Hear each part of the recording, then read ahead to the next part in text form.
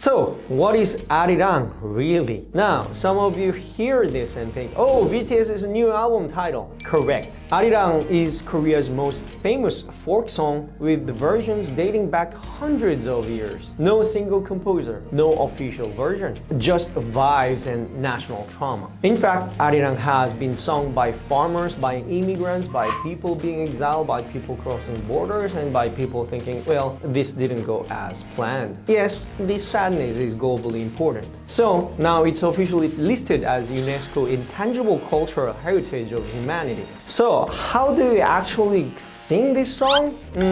You're asking too much. 아리랑. So what does song Arirang's lyric really stands for? Let's break into this one. The lyrics of Arirang, the Korea's oldest emotional text message, I'll translate it line by line because context matters. Arirang, Arirang, Arario. This part has no legal meaning. However, it's the subject of this song.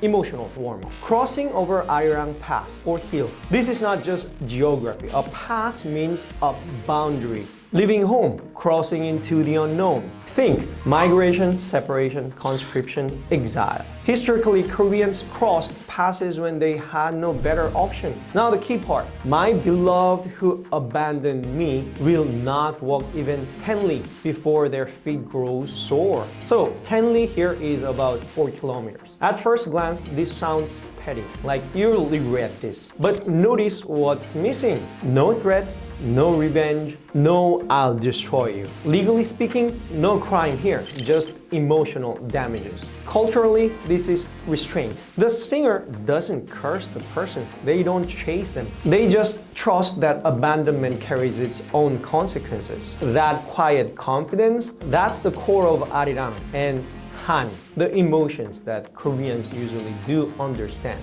So, when BTS chooses Arirang as a title, this isn't nostalgia cosplay. They're tapping into a song about separation without collapse, hardship without surrender, pain without spectacle. Which is interesting because BTS's entire global career has been about crossing borders, leaving home, and being misunderstood at scale. Arirang isn't saying we're broken. It's saying we crossed the pass. We are still standing. That's why Koreans hear this word and immediately feel something, even before the music starts.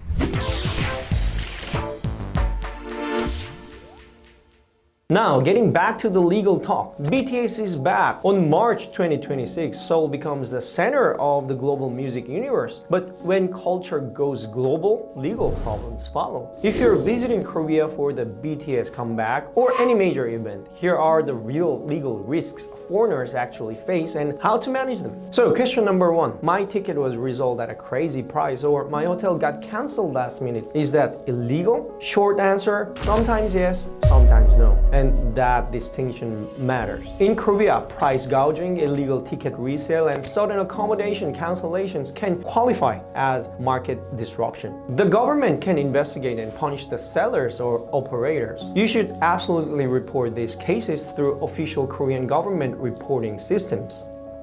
But here's the part most people misunderstand. Government action punishes the offender. It does not automatically get your money back. If you want a refund, additional compensation, and penalty damages for unfair cancellation, that requires civil legal action, not just a report. If you're affected, this is where a lawyer, not a complaint form, actually helps. Question 2. I'm just a fan and I have a small YouTube or Instagram account. Can that affect my visa? Yes. And this is the most common mistake foreigners make. Korean immigration law does not care about follower count. It cares about activity plus income, even small income. If you upload concert content, monetize videos, receive sponsorships, or generate ad revenue, you may be classified as an influencer or commercial content creator, even unintentionally. That can result in entry denial at the airport or cancellation of stay permission. Here's the risk management advice. This is expensive one. Before entering Korea, adjust your SNS settings so your monetized channels are not publicly visible in Korea. This is about reducing immigration risk, not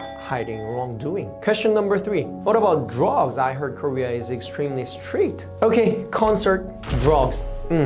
common pair. That's not a rumor, that's an understatement. Korea has zero tolerance for drugs that are legal in many other countries, cannabis included. No exceptions for personal belief, medical use, or foreign law. This is rare, but when it happens, it's the most serious consequence. Your departure can even be suspended for months and years. Legally speaking, Korea draws a sharp line between simple possession and distribution or intent to distribute. The penalties for the secondary category are dramatically higher: distribution or the intent to distribute. So this is the risk management principle. Do not imply sharing, transfer, or group use. Never. And always exercise your right to remain silent until you speak with a lawyer. In drug cases, words can add years and years. BTS chose the title Arirang for a reason. It's a song about crossing boundaries with dignity and awareness. Enjoy the concert, celebrate the culture.